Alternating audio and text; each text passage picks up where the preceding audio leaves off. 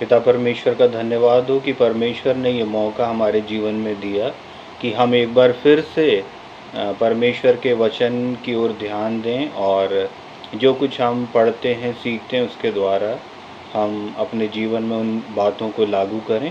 आइए हम प्रार्थना करें। स्वर्गीय सामर्थ्य पिता परमेश्वर, हम आपको धन्यवाद देते हैं ये मौका हमारे जीवन में देने के लिए कि हम आपके वचन के आधार पर कुछ और सच्चाइयों को देखें और उन बातों को, उन सच्चाइयों को अपने जीवन में लागू करें।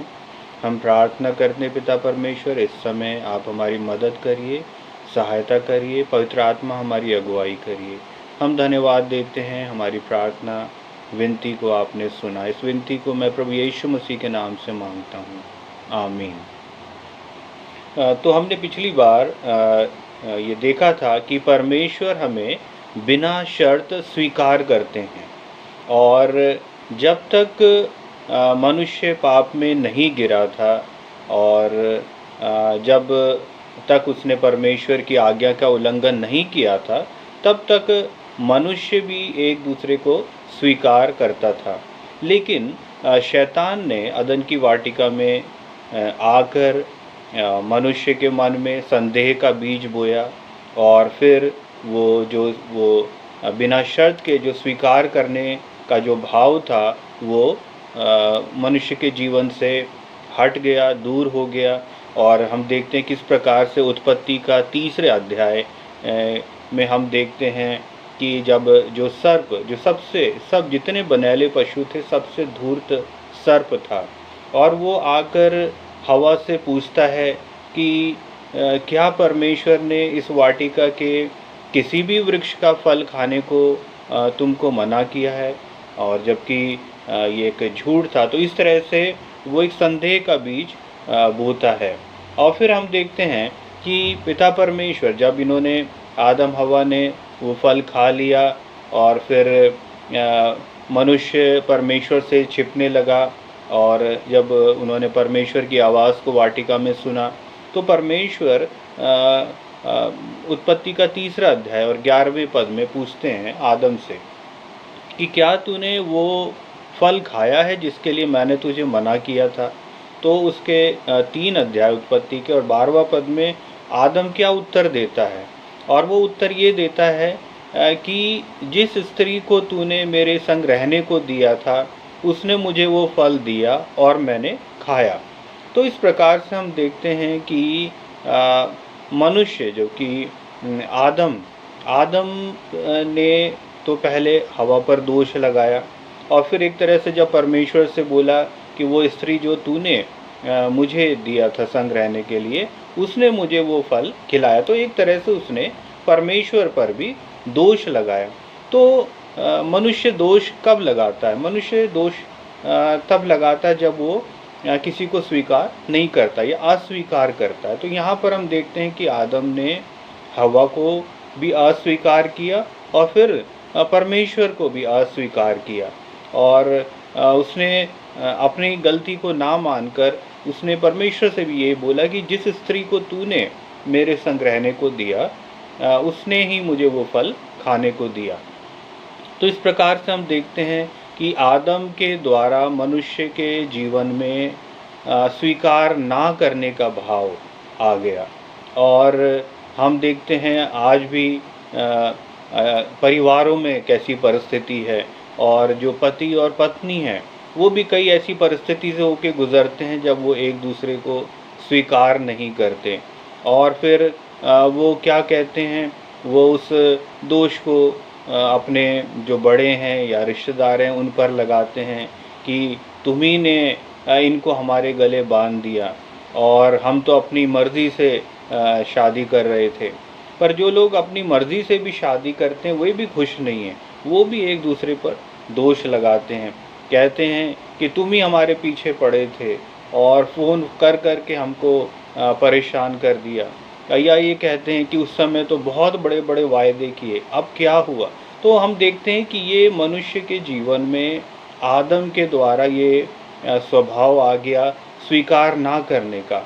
और जब हम स्वीकार नहीं करते हैं तो फिर अपनी गलती को उस समय छिपाते हैं, जैसा आदम ने भी ऐसा ही किया। और फिर अगर हम देखें तो किस प्रकार से परमेश्वर ये चाहता है कि हम जैसा परमेश्वर हमें स्वीकार करता है वैसे हम भी एक दूसरे को स्वीकार करें।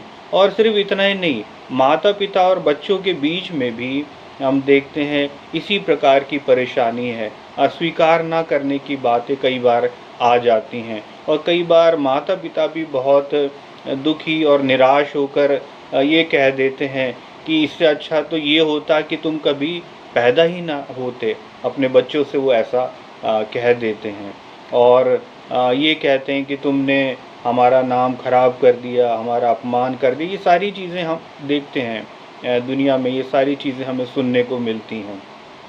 और कई बार बच्चे भी माता-पिता से असंतुष्ट रहते हैं और ये कहते हैं कि तुमने हमारे लिए क्या किया? और दूसरे बच्चों के माता-पिता का उदाहरण देकर कहते उनको देखो, उनके माता-पिता ने उनके लिए क्या कुछ नहीं किया। तो इस तरह से स्वीकार ना करने की भावना या स्वभाव जीवन में आ गया आदम के द्वारा, और उसी की वजह से हम देखते हैं कि कितने घर परिवार टूटते हैं, बिखरते हैं और गलतफ़हमी के शिकार हो जाती हैं। ये सारी चीज़ें हम होते हुए देखते हैं। और इतना ही नहीं, कई बार हम देखते हैं कि मनुष्य परमेश्वर को भी स्वीकार नहीं करता और ये कहता है कि कई बार आपने सुना होगा लोगों के जीवन में, और लोग जब बात करते हैं कि परमेश्वर ने तो हमारे लिए कुछ भी अच्छा नहीं किया और परमेश्वर तो हमारे लिए सिर्फ मुसीबत और या आफ़त ही लेके आया। और परमेश्वर से जो भी बातें घटित होती हैं उसका दोष वो परमेश्वर पर मढ़ते कहते हैं कि परमेश्वर तूने हमारे साथ ऐसा क्यों होने दिया, हमारे जीवन में ऐसा क्यों होने दिया। तो ये सारी चीज़ें हम देखते हैं कि लोग परमेश्वर से भी असंतुष्ट हो जाते हैं और उनको स्वीकार नहीं करते। तो ऐसी परिस्थिति में हमें क्या करना है? यदि हस्बैंड वाइफ या पति पत्नी के बीच में एक दूसरे को जब स्वीकार ना करने की ऐसी नौबत आती है, तो इस स्थिति को उन्हें परमेश्वर के उपस्थिति में लेके आना है, परमेश्वर के पास लेके आना है। और जो व्यक्ति अस्वीकार करता है उसके लिए दूसरे जन को प्रार्थना करने की ज़रूरत है, उनके लिए विनती करने की ज़रूरत है। जो माता-पिता अपने बच्चों से निराश और परेशान हैं, उनको भी अपने बच्चों के लिए प्रार्थना करने की ज़रूरत है। और कई बार जो बच्चे, उनको अपने माता-पिता के लिए प्रार्थना करने की ज़रूरत है। जब हम ऐसा करेंगे तो परमेश्वर जीवन में बदलाव लेके आएगा, सुधार लेके आएगा और आशीषित करेगा। हम देखते हैं आजकल कई जवान जो अपने मन के मुताबिक, अपनी मर्ज़ी के मुताबिक पहले शादी कर लेते हैं, फिर उसके बाद जब परेशानी उत्पन्न होती है तो फिर परमेश्वर पर दोष लगा देते हैं कि परमेश्वर ये ऐसा क्यों किया, ऐसा क्यों होने दिया।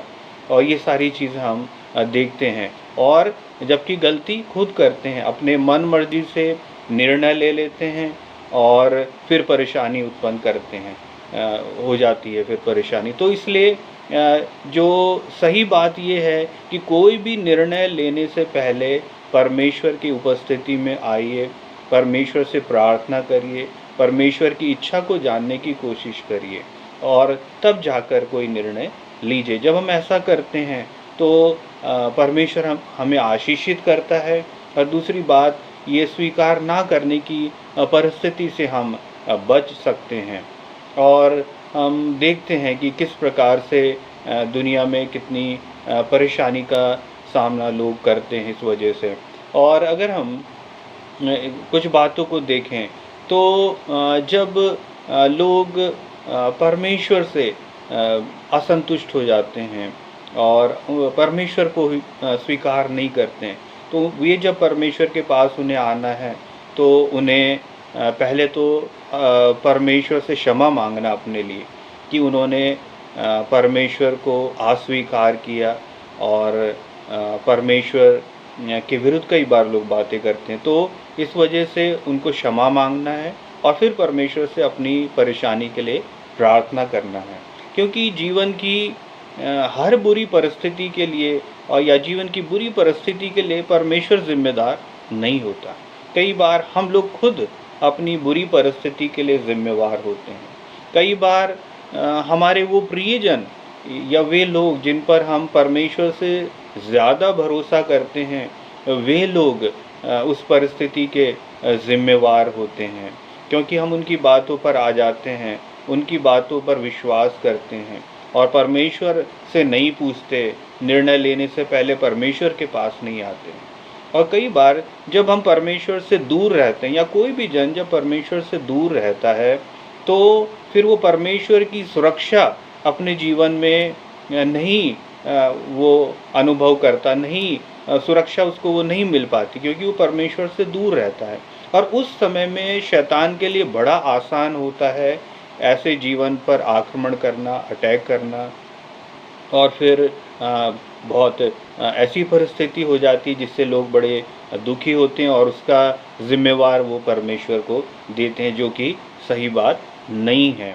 और फिर हम देखते हैं कि परमेश्वर जो कि पवित्र है, परमेश्वर सिद्ध है, परमेश्वर में कोई कमी नहीं है, परमेश्वर पक्षपात नहीं करता है, परमेश्वर न्यायी है। तो इन सारी बातों को देखते हुए हम इस बात को मान सकते हैं कि हम अपने जीवन में यदि कोई भी निर्णय लें, उससे पहले हम परमेश्वर के पास आएँ, परमेश्वर से पूछें और तब हम उस कार्य को करें, तो हम कई ऐसी परेशानियों से बच सकते हैं जो कि हम अपने जीवन में जिसका सामना हम कर रहे हैं। और परमेश्वर यही चाहता है कि हम परमेश्वर में बने रहें।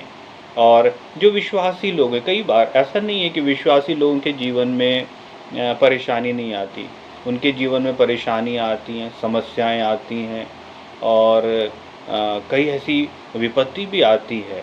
और लेकिन जो जन परमेश्वर के भय में है, परमेश्वर के विश्वास में है, तो उसके जीवन में परमेश्वर की योजना पूरी होती है। और ऐसे जन को परमेश्वर की योजना को स्वीकार करना है, उसकी इच्छा को स्वीकार करना है। और कई बार कई ऐसी बातें भी घटित होती हैं जो शायद हमें अच्छा ना लगे, लेकिन क्योंकि परमेश्वर तो पवित्र और सिद्ध है, वो कभी गलती नहीं करता और उसकी क्या मर्ज़ी है कई बार हम नहीं जान सकते। तो हमें उसको स्वीकार करना है और सारी चीज़ों को परमेश्वर के नियंत्रण में छोड़ देना। जब हम ऐसा करेंगे तो हमारा जीवन परमेश्वर की ओर से आशीषित होगा। इन वचनों के द्वारा परमेश्वर आपको बहुतायत से आशीषित करे।